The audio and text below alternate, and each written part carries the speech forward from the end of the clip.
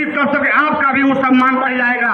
इसके लिए हम आप सबको सीखना पड़ेगा, अपने व्यवहार में मधुरता विश्वास लाना पड़ेगा और अपने बच्चों को शिक्षा देना पड़ेगा।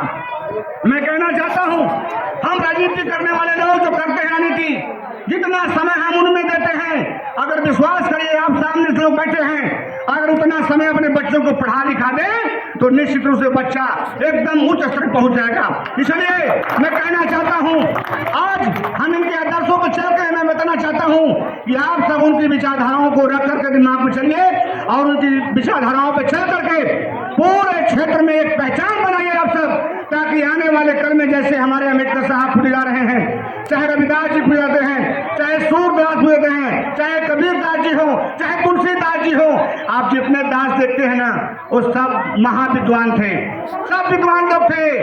इसलिए मैं कहना चाहता हूं कि आप सब इन्हीं के विचारों पर चल करके आने वाली पीढ़ियों का भविष्य को सुधार लीजिए। और जब ये भविष्य सुधर जाएगी तो हम सब सुधर जाएंगे, पूरा देश सुधर जाएगा।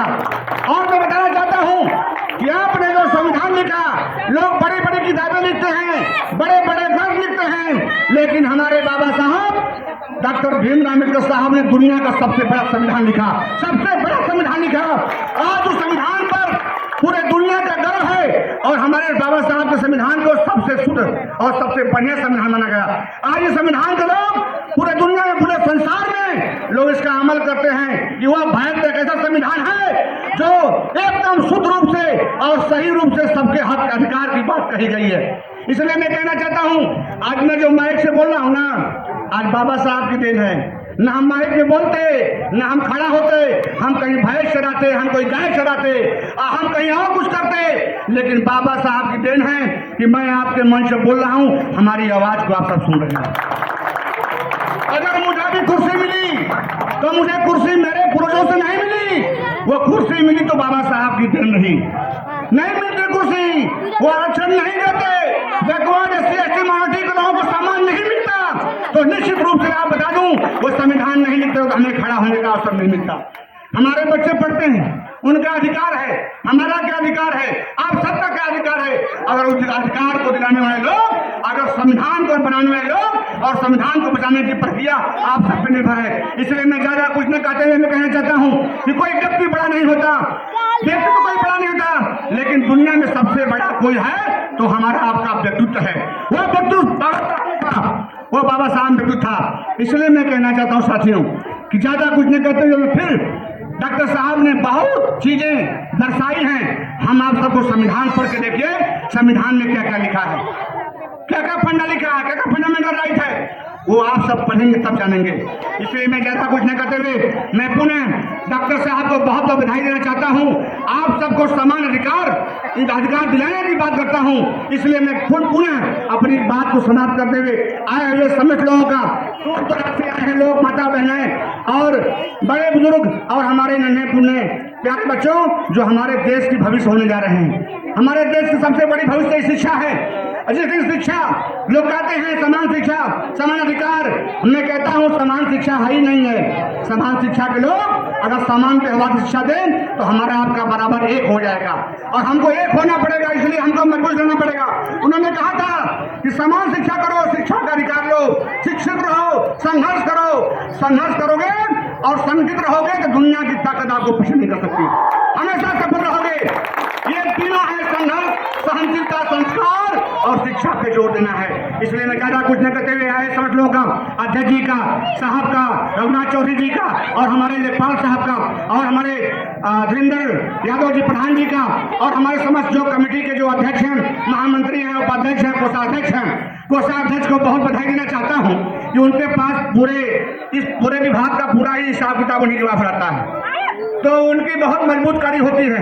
इसलिए मैं पूरे आयोजन कमेटी को बहुत बहुत धन्यवाद देना चाहता हूं और स्नेह भी देना चाहता हूं कि आप सब ने ये कार्यक्रम करा के बाबा साहब के लिए केक कटवा करके आपने एक समाज में अच्छा संदेश दिया। बाबा साहब ने हमको सब कुछ दिया, लेकिन हम जीवन भर इनके लिए कुछ करें ये कम होगा, हम उनसे उत्तीर्ण नहीं हो सकते। इसलिए मैं ज्यादा कुछ न कहते हुए अपनी बात को विराम देना चाहता हूं।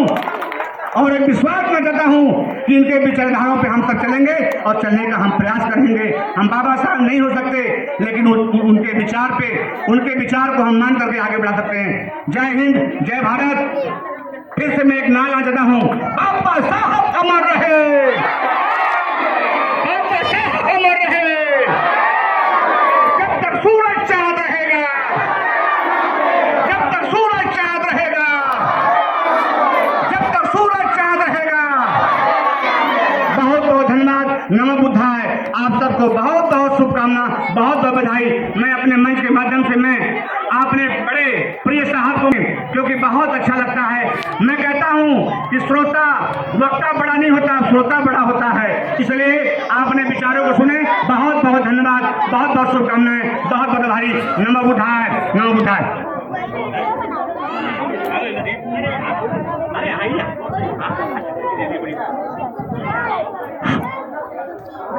बाबा साहब हम सूरज चांद रहेगा, जब तक सूरज चांद रहेगा। जय जय जय जय जय भीम, जय जय जय जय जय भीम।